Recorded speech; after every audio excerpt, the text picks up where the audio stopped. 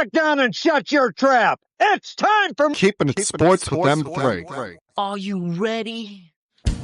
Are you ready? Well, I'll need some beer. Are you ready? You have to ask me nicely. Come on now, don't be bashful. Are you ready? Are you ready for The place for the best sports talk and news surrounding each league. I can prove it with my usual flawless logic. Hey man, this time we're gonna do it my way. What's your name again? And now, here's your host, M3, Mike Rosansky. Coming to you from Cherry Hill, New Jersey. It's time for Keeping It Sports with M3, powered by the Connecticut School of Broadcasting. Good afternoon, everyone. I'm, of course, your host, Mike M3 Rosansky, coming to you here on this Monday, the 11th day of May. Hope you're all doing well. Hope you're all off to a great start in your week, great start in your day, whatever it is you may be doing. Thank you for taking some time out of your day to either watch or listen to Keeping It Sports with M3, whether you're streaming us live on YouTube, through many of my social media feeds on Facebook and Twitter, or if you can't stand looking at me and decide to just listen to the podcast version of Keeping Sports with M3, which you can find on Podbean.com and every of the major podcast listening apps out there, whether it be Spotify, Apple Podcasts, Amazon Music, iHeartRadio Podcast, every one of them. That I've linked to all of this on my Linktree page as well. Once again, appreciate all and any support I can get for this podcast. I only wish that this podcast could get as much support as we saw down in the city of brotherly love yesterday, because we've seen fan bases take over arenas before, road fan bases take over someone else's building before, but nothing like what we've seen the last two games as the New York Knicks polished off a sweep of the Philadelphia 76ers to once again advance to the Eastern Conference Finals. The mob mentality, the crowd on both Friday night and Sunday afternoon was something to behold. Friday night, you have the crowd so raucous, so thunderous that Sixer fans are afraid to even come down the escalator at the main concourse of what was formerly known as Wells Fargo Center. And then yesterday, you have little kids throwing Sixer t-shirts on the ground with mini brooms, sweeping them as they made a quick exit for the 76ers in this round. A series that I said from the beginning I did not think was going to be much of a series, and I didn't think it would be a sweep. I thought it would be more of the variety of a gentleman's sweep, and that the Sixers would rise up, steal game three, show a little bit of heart, a little hustle, a little pride.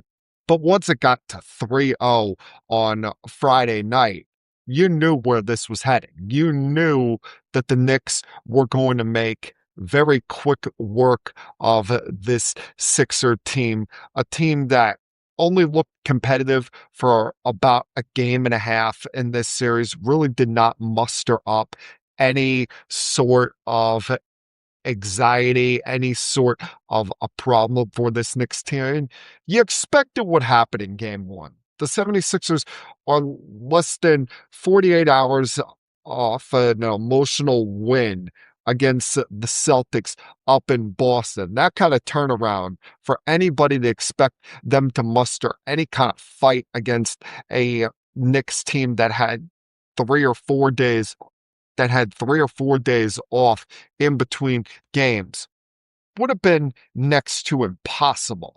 Plus, with Embiid dealing with some of the injury woes that he was dealing with, you kind of figured that this was going to be much of an uphill battle. That's why it wasn't a surprise to me when we turn around and we look at game 2 and we see he's out due to some injuries that he woke up sore feeling.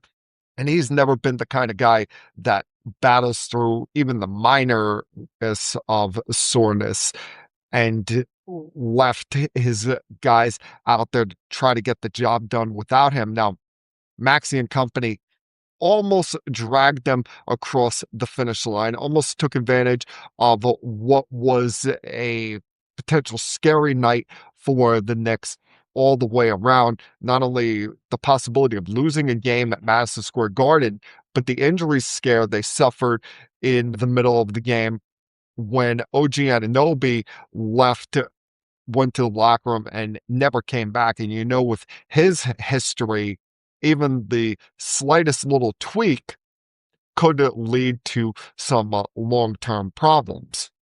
And we would come to find out after that game that he strained his hamstring, was going to be questionable at best for game 3. But the Knicks played this absolutely right with how they handled things with OG Anunoby. You won game 1 in a very easy fashion. You had a battle down the stretch against this Sixers team and outlasted them to win game 2. You got a 2-0 lead before even playing a road game in this series. There was no reason to even risk it with this guy trying to go out there. We know he's tough. We know he wants to play. We know that he has been probably the Knicks' most consistent player so far in this playoff run. But with the amount of depth that the Knicks have, how they're relatively healthy outside of OG, there was no reason to even chance it, no reason to even risk things. Lo and behold, this Knicks team, even when a guy is out, they get someone else to step up. That's what's so great about the way Mike Brown has coached this team this year. Even though I was against the firing of Tom Thibodeau after last year, the one thing you want to give credit to Mike Brown for, it's exploring the depth of this team. Tom Thibodeau was a guy that would only rely on about 8 guys and really thin up his rotation, not just during the postseason, but in the regular season, almost to the point where his guys were exhausted as they would get into May and the later parts of the postseason. Well, you never saw him get to an NBA Finals in either of his 2 previous coaching stops. But Mike Brown trusts these guys, even when they're not getting as much playing time. Even when a guy goes a couple of games without playing, he knows that he's got pros on this bench that he can turn to in a spot. And on any given night, one of them could step up and have a big performance. Game 3, it turned out to be Landry Shamet being that guy. Even when the Knicks were surviving what was an early outburst by the 76ers, and you watch the Sixers go cold in that second half, the Knicks were able to survive getting contributions from people like Landry Shamet. And once they won game 3, it was a fait accompli. You knew what was going to happen. You knew that it was only a matter of time, because this Sixer team, and I know it's had many different formations in recent years, but it goes how their so-called leader, Joel Embiid, goes. They're soft. They're ready to give up at a moment's notice. They flop a lot. And even when a crucial moment is staring them in the face, they'll curl up in a ball and just want to put an end to it. And that's exactly what they did yesterday afternoon as the Knicks came out just firing from 3. And it wasn't even like these were contested threes. These were practice shots. These were the kind of uncontested shots they had taken shoot around, especially with McBride coming out as hot as he was early in this game, going 4 for 4 in the first quarter of the game. The Knicks scored more points from three than the Sixers did in that entire first half. And it seemed like a funeral in that second half with barely any Sixer fans in the crowd. The constant chants of "Go New York, go New York, go" throughout Xfinity Arena yesterday afternoon. And the Knicks put the cherry on top of what was a rather easy sweep against a team that 2 years ago they struggled with, mostly due to the dirtiness and cheap shots of Joel Embiid. But you didn't have to deal with that anymore. You broke a franchise that for 10 years constantly told you about a process, constantly was building around Joel Embiid. And what is that process and building around this big man got in them? Absolutely nothing. He's been in the postseason 8 times and never made it past the second round. We talk about some of James Harden's failures in the postseason, and rightfully so. Joel Embiid hasn't even gotten to a conference finals. And this is a guy that a lot of the prognosticators, a lot of the talking heads you see on TV want to talk about as one of the most talented big men that we've ever seen. I mean, please give me a break. You realize that in 10 years, he has played only 490 career games. And that doesn't even take into account the fact that he missed the entirety of his first 2 seasons of his career due to injuries. And it's always something with this guy, whether it's most recently his emergency appendectomy or dealing with hip and ankle injuries in this series. Early in the season, he was dealing with knee problems, and every body part that you can imagine other than his head and neck region, he has dealt with some kind of an injury to at some point in his career. And it makes you wonder, why would the 76ers spend so much money on this guy? You realize they've put themselves in somewhat of a cap hell going into next season. He's going to be at the start of next year, beginning a 3-year, $192 million contract extension. There's no way of getting out of that. No one's trading for this guy because his worst ability is his availability. He only played 38 games this year. He's, as I said, averaged about 49 games per season over the course of his career. He's amongst the many reasons that the league had to create that 65-game minimum for the end-of-year awards like MVP and the All-NBA teams. The 76ers, I don't blame their fans for not believing in this franchise. See, it's different from what you see with the Eagles, whether they're having a bad season or they come up short in the playoffs, or in the most recent case, take about 16 hours before this sweep. The night before, they watched the Flyers in that same building get swept out of the postseason by the Carolina Hurricanes. The difference there is the Flyers haven't been really good in recent years. So that fan base was just excited to be in the postseason. And the fact that they got to the second round after defeating the rival Penguins, even being down 3-0, they were going to show up for their team. They were going to believe in their team. Even going down in the fashion that they did in overtime, they gave their team a standing ovation going off the ice. You don't get that from the 76er fan base because they've been lied to and misled by this team so many times. And it all falls at the feet of Joel Embiid. But hey, Knicks fans, you got reason to be excited today. You've got reasons to be joyous today because you've been watching this team on this run. Think about how much has changed in these last, 2 weeks almost. 12 days, something like that, since they were down 2-1 to the Atlanta Hawks. Everything has changed about this team winning 7 in a row, in that time having multiple instances where they've scored 140 points in a game. They're going out there waxing the opposition, whether it be the Hawks or in this case, the 76ers. Every night, a different hero coming off the bench. They found a new way to run this offense led by Karl Anthony Towns, essentially playing the point center role.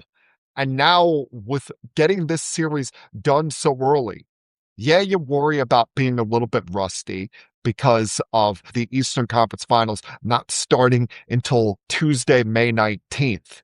But you give yourself some time to rest, some time to recuperate, and hopefully by the time you get to next Tuesday, you have a fully healthy, fully ready to go OG Anunoby and give it your best shot against whoever comes out of this other series between the Pistons and the Cavs. And even though the Pistons dominated the Knicks this season, even as good as the Cavs were during the regular season, there's no reason the Knicks shouldn't be favored and shouldn't get by either one of these teams.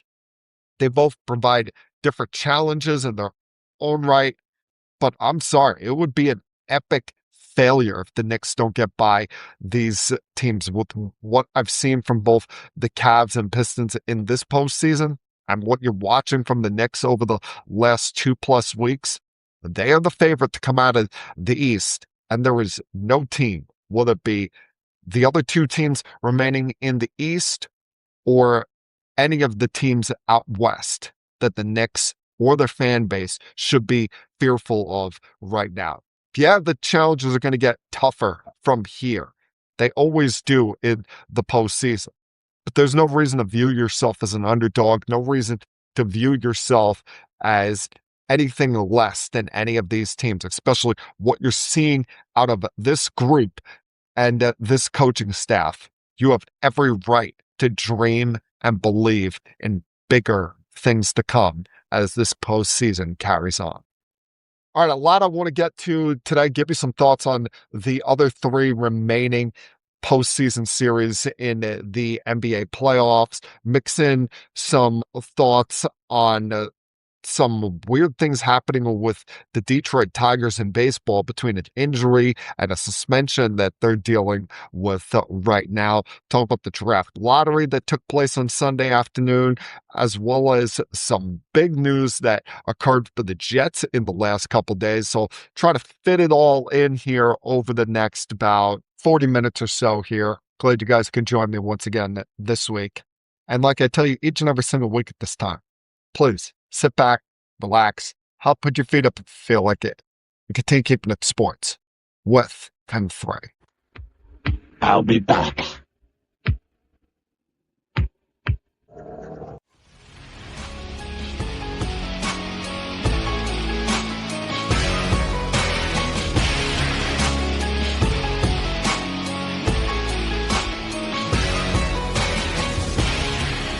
Thankfully, we're starting to get a little bit of drama, a little bit of angst going in these second round series. A couple days ago, I was starting to wonder if we were going to get just a bunch of sweeps or gentlemen's sweeps and then have so much time off between the semifinals and the conference finals. But now as we sit here today, we know that we're going to get at least 6 games out of 2 of these remaining 3 playoff series after the Knicks got done sweeping the 76ers yesterday afternoon. It looks like we're on the verge tonight of the LA Lakers being swept out of the postseason by the Oklahoma City Thunder, but who knows, maybe you'll get just one last hurrah by LeBron James in what could not only be his final game as a Los Angeles Laker, but think about it, folks. Tonight could be LeBron James's final game as an NBA player. Now, I don't believe that's going to happen. I do believe, and I've been saying this for weeks, that he is going to come back for one last season and going to let us know about that during the summer. He is not the type that's just going to walk off quietly. He's going to want that going away tour. In all likelihood, it probably won't happen with the Lakers, as they seem to be more so focused on building around Luka Doncic and Austin Reeves more than him, and rightfully so. They are the future of that franchise. And while the Lakers have put up a fight in these games, they've all seemingly gone the same way. They come out early, feisty. They come out early, have a lead in the first quarter or be tied after the first quarter, have it be a close game at halftime.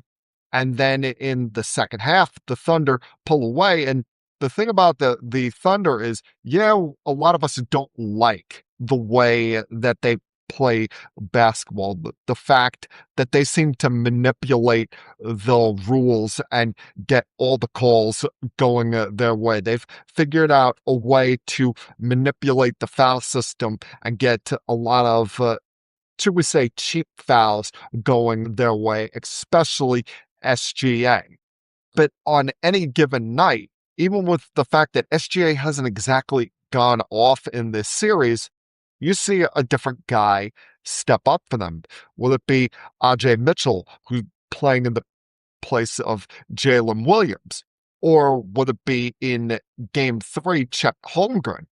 Or you get a hero or spark off the bench from the likes of an Alex Caruso or the other Jalen Williams. They have so many guys on that team and have built this culture of where even if the top dog is not getting it done, someone else can come in, step in, and get the job done for them. And no one seems to be pouting. No one seems to be crying or complaining about the minutes that they're given or that it's not having the spotlight on them. They're just more so concerned about winning. I mean, when your star player after a game is asked about his foul trouble and not being out there when his team goes on a 32-13 run without him on the floor, and he says after the game that, hey, I'm just happy we won the game. That's what's important to me. That sets a tone, that sets a sign of leadership for everyone in that room to follow after. And OKC, as I said, we may not like the way that they play, but they have set a great culture and great winning way in that locker room, showing that they are not content with just last year's championship. They have bigger things that they want to accomplish. And we'll see if they can advance on tonight with accomplishing those things as they get set to play Game 4 out in Los Angeles. Now, the other two series, I misspoke earlier when it came to Cleveland versus Detroit as we sit here on this Monday afternoon. And who knows, by the time, if you're listening to the podcast version of this, by the time the podcast comes out on Tuesday afternoon, it could be an entirely different story, because as we sit here right now, the Cavaliers are trailing the Pistons 3-2 in their series. But if they win tonight, ties things up at 2 and forces a Game 6 in this series that would take place on Friday night. As of right now, the only guarantee is tonight and Wednesday night.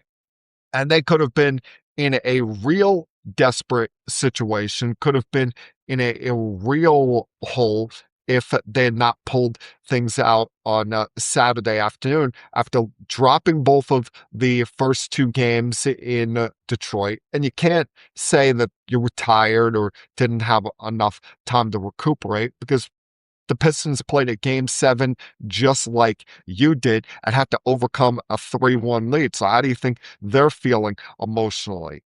But you watch in these games, the reputation of James Harden, I don't think, unless he wins a championship, can ever be fully repaired.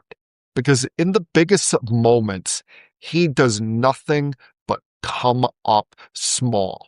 especially game 2, where he only scores 10 points. He misses 10 of his 13 shots. He's a turnover machine, especially late in the game when you're within a couple of possessions. He's turning over the basketball. That coming on a night where you're getting nothing from Max Strus.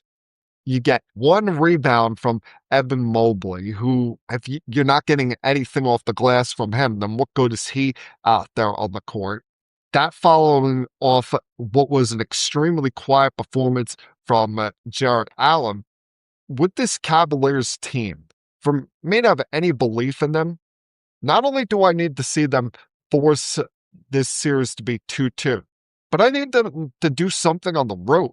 I mean, for God's sakes, they have been nothing but a home fiend so far in this postseason. The road has been their kryptonite, whether it be against Toronto or now against Detroit, where late in these games, they seemingly forget how to play basketball, and James Harden is nowhere to be found. What a shock. He's done that before. I remember Game 7 against the Nuggets just last year, where he was quiet as can be.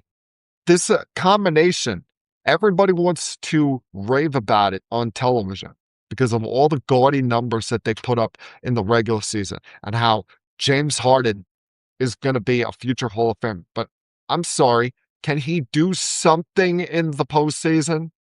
If I'm going to bash Embiid for the fact that he can't get to a conference final, then I'm sure as hell going to bash James Harden for his countless postseason failures, because he makes Embiid look somewhat tame with all of his faults and failures in the month of May. And he wouldn't know what the month of June is if it came and smacked him in the face.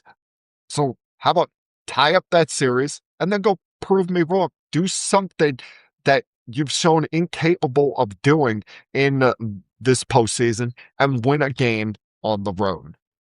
Something that we have seen both the Spurs and Timberwolves do, get games on the road, as they sit here tied at 2 apiece after last night's Game 4. A series that is very hard to predict this one. It's really hard to put anything definitive on, because going into last week, I didn't think that we were going to see Anthony Edwards in games 1 or 2, and then he surprises everyone, comes in off the bench in game 1, puts up 18 points, was huge in the fourth quarter, even as the T-Wolves lead was slipping away, and the Spurs had a clear shot to win at the buzzer, but weren't able to get the shot to go down from Champagny. But were able to rebound with a big effort in game 2, led by Wemby and De'Aaron Fox, and then get a game on the road. You're thinking they seize control of this series, being up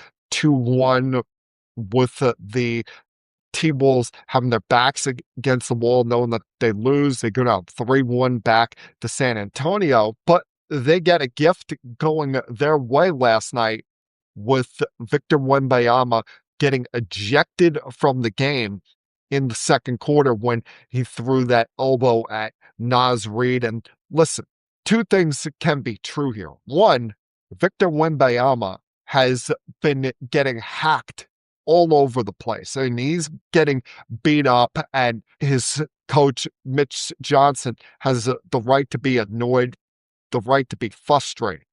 But Victor Wembanyama deserved to be ejected from that game. And we've seen countless other guys do that same kind of action in a game. And I don't care that he's 7'4" and has half a foot of height on Naz Reid, who's a big guy in his own right. That was an inexcusable action. I understand being frustrated, but you just can't do that. You can't throw an elbow at an opposition that wildly and think you're going to get away with it. I mean, his facial expression showed frustration. It wasn't just like it was an accidental moving his elbow back where he happened to be turning. No, he fully thrusted his elbow back, and rightfully so got ejected from the game. And kind of changed the trajectory of this game, because then the T-Wolves had no fear of going inside, no fear that they're going to get 12 shots of theirs blocked like they did in game 1. Now, I hope he doesn't get suspended for game 5 coming up on Tuesday night.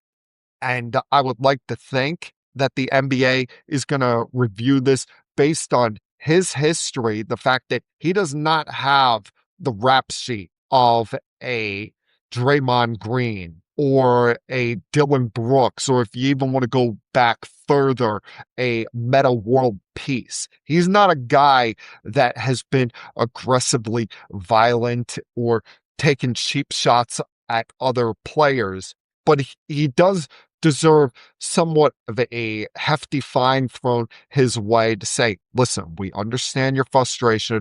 We understand that the referees are missing some calls against you. And that's going to happen. The fact that while he's tall, he's not exactly the most built guy in the world.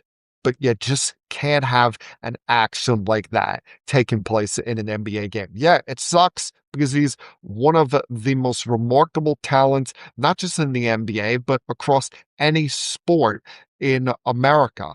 We love to see the top players, top athletes in any sport participate and play in the big games. But that action could not be ignored. He needed to be thrown out of that game. And I hope he's not suspended, but based on previous times where you've seen guys do that kind of action in a game, I would somewhat understand it if the league took some kind of action, but hopefully the only action we see in the next 36 hours is a fine, and we get Wemby out there in Game 5 in what has been a very exciting and unpredictable series so far between the Spurs and T-Wolves.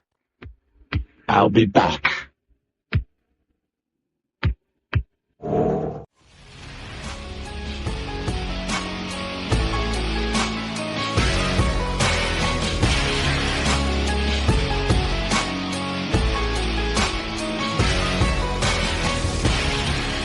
There's always a lot of fear and uncertainty when it comes to Major League Baseball free agency.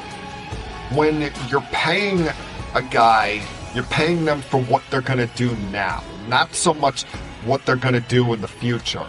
When you see these teams sign players to these 7 to 10-year contracts, they're almost doing so biting their lip, knowing that the back half of that contract has the chance of being very ugly, leading it to some times where they're carrying a contract that is not the most appetizing in the world. Hell, I've seen it plenty of times with the Yankees, whether it be the end of the CC Sabathia contract or the end of the Jacoby Ellsbury contract. One way or another, sometimes some of these deals don't exactly work out. Well, somebody's going to be biting their lip big time this coming off season when it comes to signing or potentially signing the best pitcher in Major League Baseball, that being Tarik Skubal. As he has, in the last couple of years, rather than sign a contract extension with the Tigers, chosen to go year for year when it comes to his deals, just go through the arbitration process and hit free agency. And that's typical when you have Scott Boras as your agent. Well, now there's a lot of uncertainty surrounding this guy, because last week it was announced, just as I was getting done with this podcast, that he has what is referred to as loose bodies in his left elbow. And he underwent a procedure last Wednesday to have those removed. Now, typically, the timeline for recovery from this kind of surgery is 2 to 3 months. But his agent, Scott Boras, believes that because the surgery didn't require any actual tearing into the elbow and they were able to remove the loose bodies through needle injections, that he'll only miss 5 to 6 weeks and should start back on a throwing program rather soon.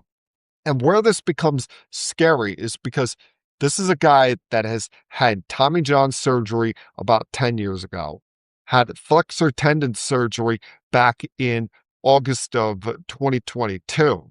And now, with removing the loose bodies in his left elbow, this is the third procedure he's had done on that elbow in the last decade.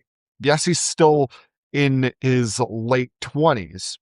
You have to ask yourself, with a guy that's had so many procedures done in the last decade, has somewhat of a violent delivery, throws immensely hard, how many years are you willing to give him? Yeah, you'll pay him big money up front because he's still probably going to be in his prime. But what is the length that you would choose to go to? And what's going to be an interesting talking point with all of this is we have the next CBA coming.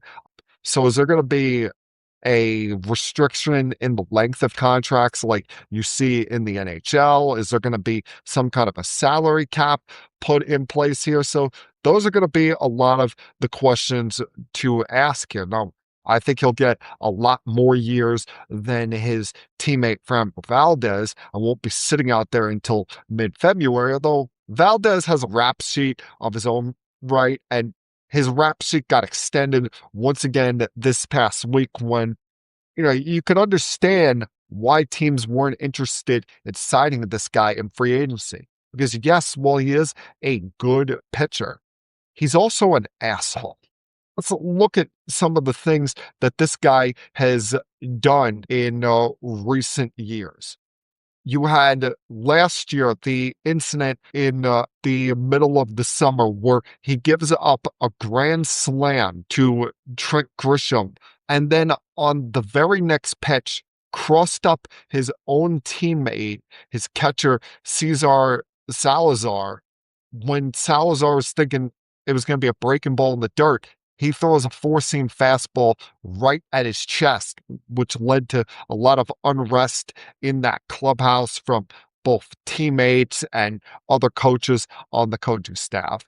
You had late in the season, while still pitching for the Astros, in a game that he was trailing 6-1, he threw a four-seam fastball at Cedric Rafaela in the left arm. And that would turn out to be the last four-seam fastball this guy has thrown until last Tuesday night, when he was ejected from a game against the Red Sox that he's once again getting his ass kicked in.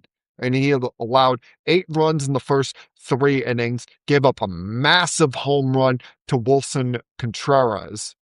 And then while trailing 10-2 in the 4th inning, finally throws a four-seam fastball, first he had thrown since last August, that hit Trevor Story in between the numbers on his back, that led to both dugouts clearing, both bullpens clearing, and he's going to have the gall after the game to say it was not intentional. Like, dude, you're a primarily sinker ball pitcher, and when you've thrown your first fastball in now 9 months, first four-seam fastball, and that's after you're getting your teeth kicked in by the opposition, you've earned no benefit of the doubt. And I really wish baseball would grow a set and start suspending these guys longer. And he gets a 6-game suspension that got appealed down to 5 games. All he's really going to miss is 1 game. Now, I know during the suspension, he doesn't get paid for those games.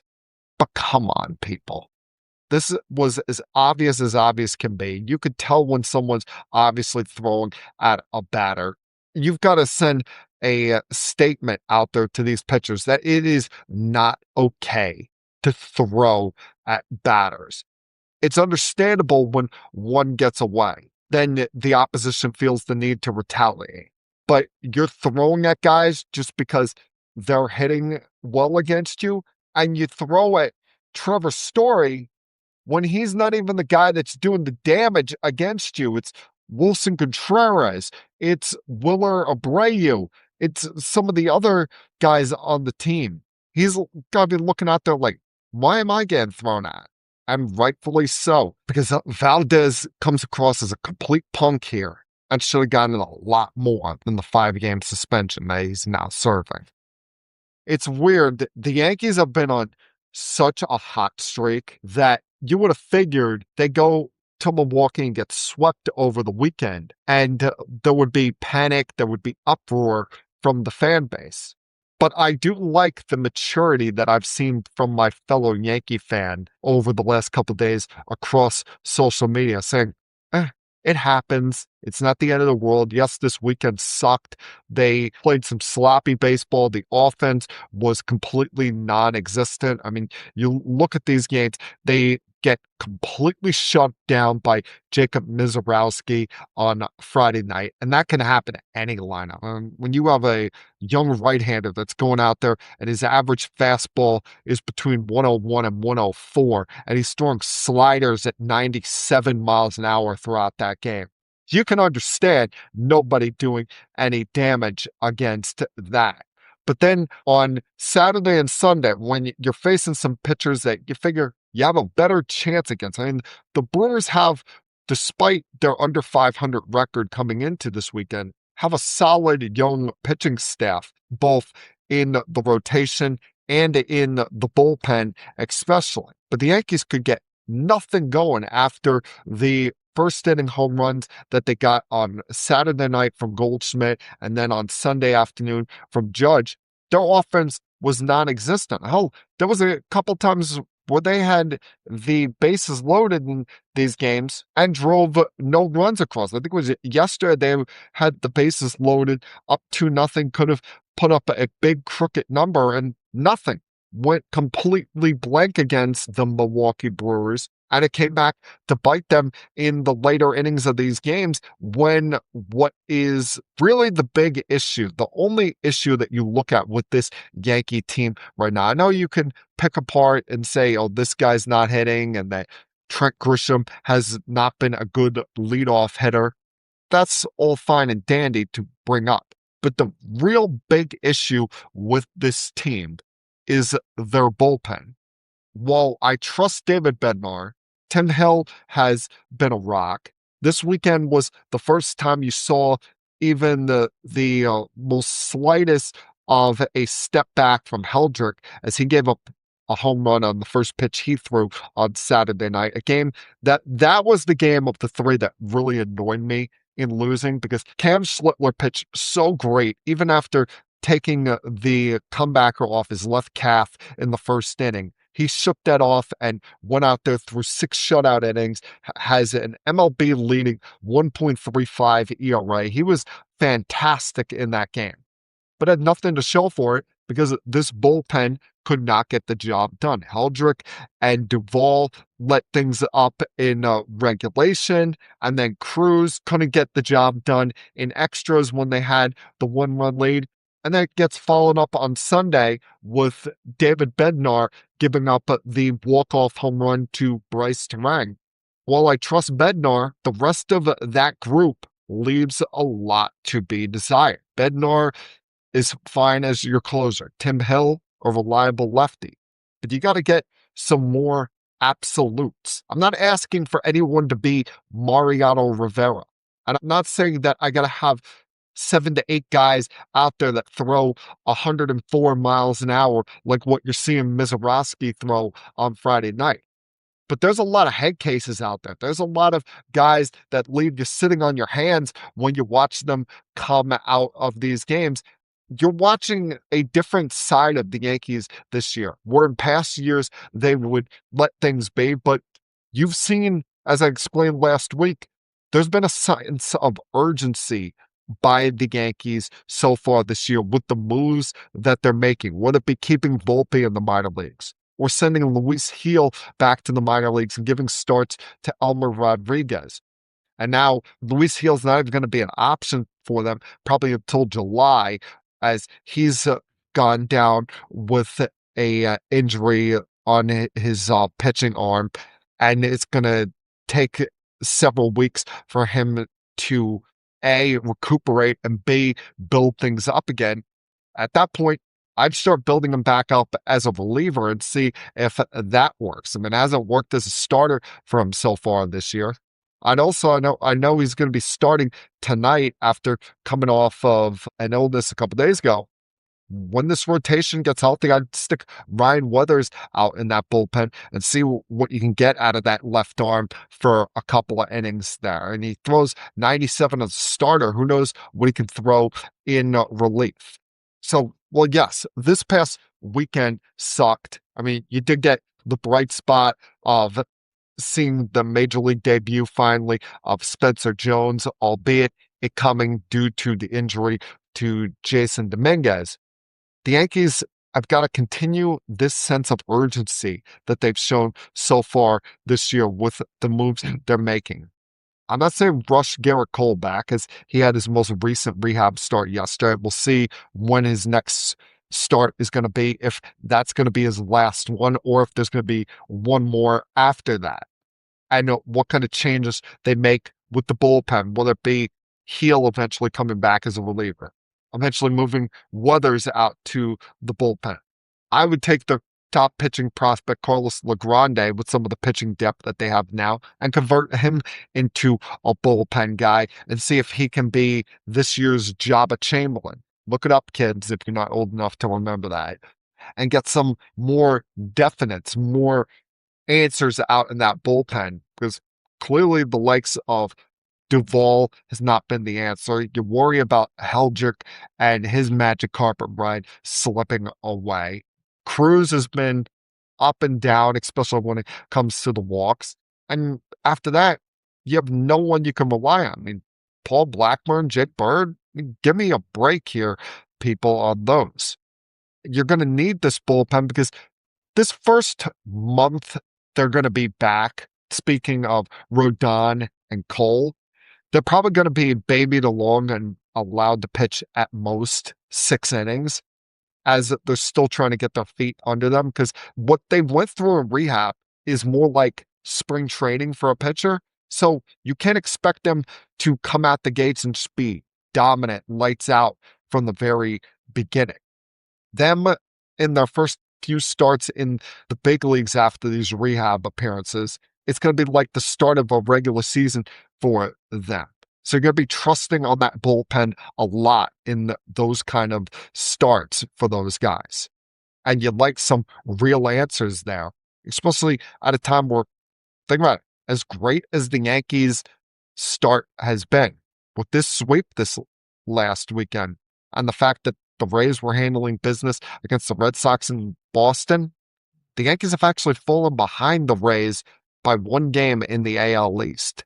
As weird as that sounds, the Yankees were actually in second place as we sit here on this Monday afternoon. I'll be back.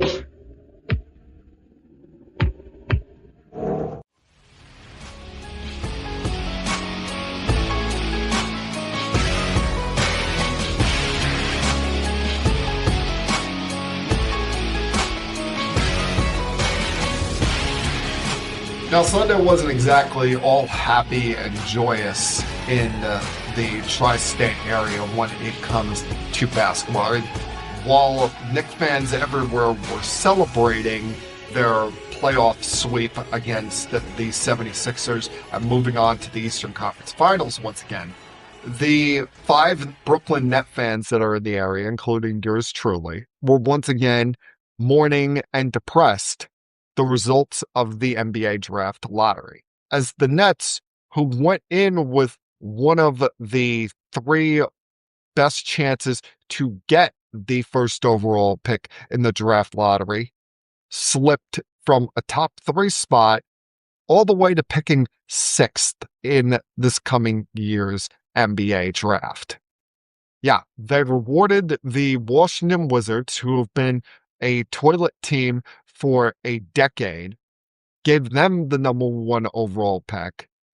The 2 teams that were heavily fined for their tanking throughout this season, the Utah Jazz and Memphis Grizzlies, fell to 3 and 2 respectively in this. You had the Bulls at 4, the Clippers at 5, getting that pick due to the Zubac trade with the Pacers earlier this year. And then there's my Brooklyn Nets at 6, where we could have had AJ DeBonza at 2 or been in the top 3 and selected Cam Boozer. Now at 6, I'm not even confident that we could get the second player that has my interest in this draft, and that's Darius Acuff Jr. And please don't even talk to me about Peterson from Kansas. You have a kid that's already pulling maintenance days in college. Please, I want no part of that kid. I pray to God he does not slip to the Nets at 6. But once again, just an NBA draft lottery day that absolutely sucks. Because the Grizzlies and the Jazz, you look at their actions this year, they were tanking. All right, the Pacers, you can't say they were tanking because they lost Miles Turner and were without Tyrese Halliburton this year due to injury. I can't explain the Chicago Bulls. They have been a franchise that hasn't quite made sense in a decade, ever since the Tom Thibodeau, Derrick Rose days. And as I've said, when it comes to Washington, they're just a continuous toilet bowl franchise. But the Nets, you can't look at them and say they were tanking or trying to lose games. Hell, a lot of times their head coach, you look at him and say he was doing too good of a job with that team. So I don't know. It sucks, the situation. Now, talk about situations that suck, and straight out of the files of who asked for this. What the hell is the NCAA doing expanding the NCAA tournament? Starting next year, the men's and women's NCAA basketball tournaments are going to jump from 68 teams to 76 teams, meaning that rather than those first 4 games, those 2 days on Tuesday and Wednesday where we have 2 essential play-in games, you're going to have back-to-back days of 3 play-in games. You're going to have 12 teams playing on each of those days. Sitting here like, what? Why are we doing this? Why are you adding teams to this? It just adds mediocrity to this. The way they're going to decide this, of those 12 games that are being played here, half of the field of 24 teams will be of lower seeded automatic qualifiers, and the other half of it will be the lowest seeded at-large teams. And I'm like, no. I hated how you did it before when it came to the play-in teams and how you were screwing programs like Miami of Ohio, who won their regular season conference. And just because they lost 1 game in the conference tournament, you put them in the play-in.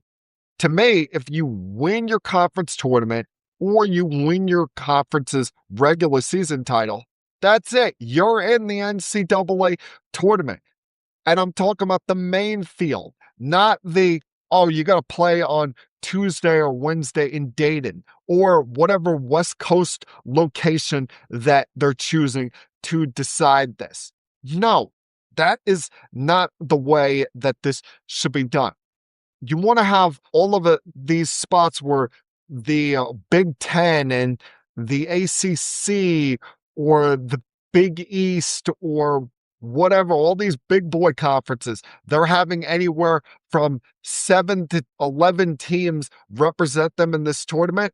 Well, I can guarantee you all of those 7 to 11 teams are not national championship contenders. You pick out of that back half, those 8 to 11 spots from those conferences. Don't screw over these teams from the Horizon, the Sun Belt, the Ivy League, who have an uphill battle making the tournament already as it is. And then you're going to kick them right between the legs when it comes to selection time, saying, now, rather than play 2 games this week to get to the Sweet 16 and go on some kind of Cinderella run, you're going to have to play 3 games this week, starting in either Dayton or some West Coast location on Tuesday or Wednesday, play 3 games while the rest of these teams rest up. All of this just seems like a money grab that no fan's going to want to be part of. Games that are completely unwatchable as they are. I don't understand what purpose that the NCAA selection committee thinks that they're going to get out of it. You really think you're going to get fans excited to watch all these extra games on Tuesday and Wednesday when we don't even watch those games to begin with? Just seems completely stupid. Now let's finish up with a happy story here. And it's very rare that we do this on Keeping It Sports with M3, but we have a moment where we get to celebrate the New York Jets. That's right. We get a happy moment from Gang Green. I was not expecting this. I thought that this was going to go right up until the July 15th deadline on this. But on Friday afternoon, the New York Jets and running back Breece Hall agreed to a 3-year contract extension that can be worth up to over $45 million. It is a perfect deal for both the team and the player. And for the team, a 3-year contract for a running back is the perfect length of time because he's coming just off his rookie deal. He's outperformed that rookie deal.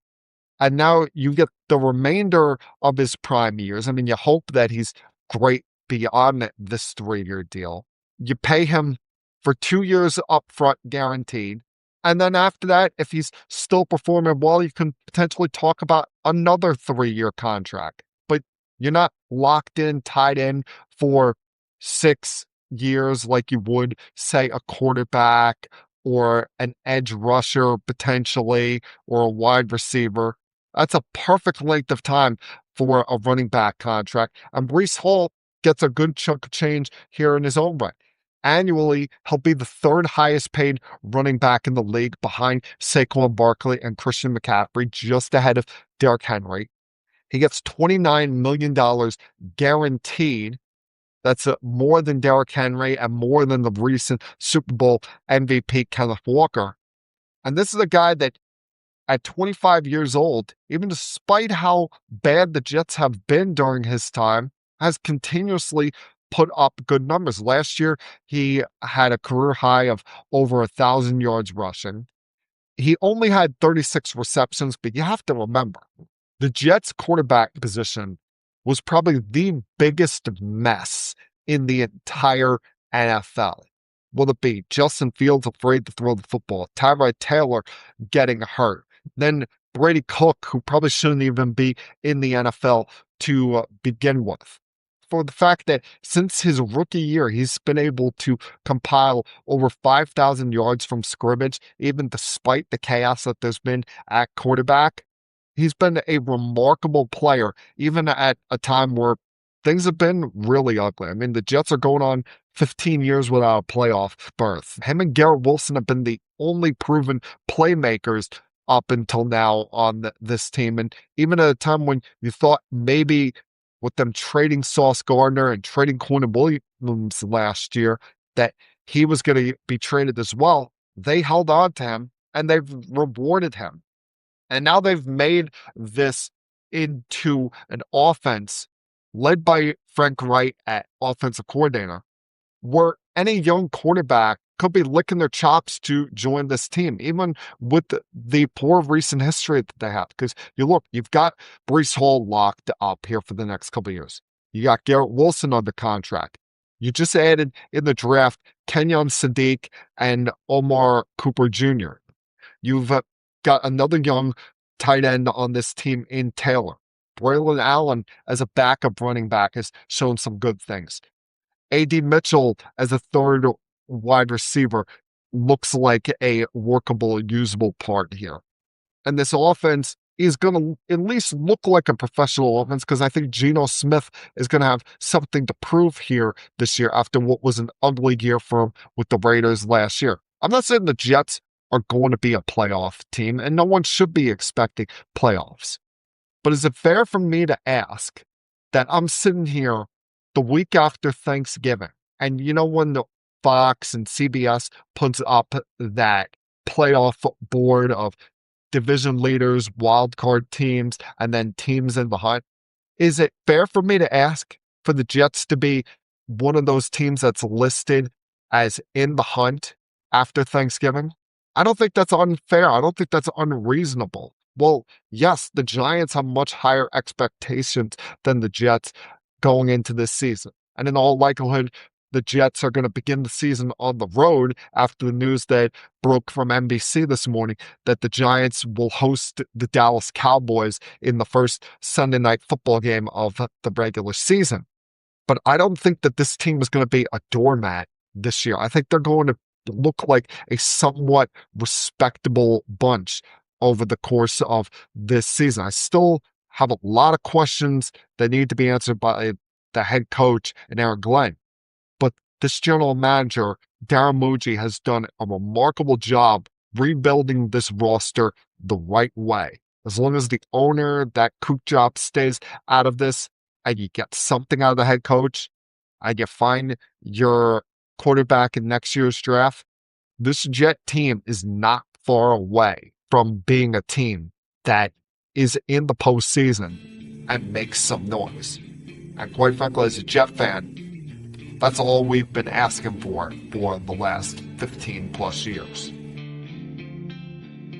And that, my friends, was Keeping It Sports with M3 for Monday, May 11th, 2026. Everyone, please have a great night. Have a fun, safe, happy, healthy week. Remember, folks, you get one life, so you may as well try to live it up to the fullest. And I'll talk to you guys again, same time, next week. Until then, peace. We have to go. Good night, everybody.